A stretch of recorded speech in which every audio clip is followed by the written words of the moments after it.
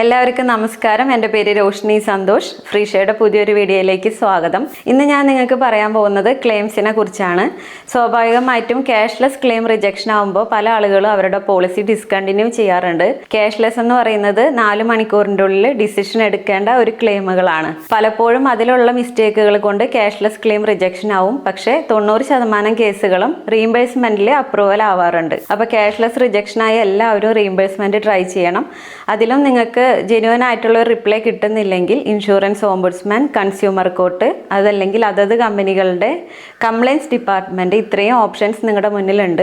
അപ്പോൾ എല്ലാവരും ഇതിനെക്കുറിച്ച് ആലോചിച്ച് അന്വേഷിച്ചതിന് മാത്രമാണ് പോളിസി ഡിസ്കണ്ടിന്യൂ ചെയ്യാൻ പാടുള്ളൂ. കാരണം സീനിയോറിറ്റി ആണ് ഒരു ഹെൽത്ത് ഇൻഷുറൻസിൽ ഏറ്റവും ഇമ്പോർട്ടൻ്റ് ആയിട്ടുള്ള കാര്യം. അപ്പോൾ നല്ല നല്ല തീരുമാനങ്ങൾ എടുക്കണം. ഇത്തരത്തിലുള്ള ചെറിയ ഇൻഫർമേഷൻസിന് വേണ്ടിയിട്ട് നമ്മുടെ ഈ ഒരു പേജ് നിങ്ങൾ ഫോളോ ചെയ്യണം, ലൈക്ക് ചെയ്യണം, നിങ്ങളുടെ അഭിപ്രായങ്ങൾ കമൻ്റായിട്ട് രേഖപ്പെടുത്തണം. താങ്ക്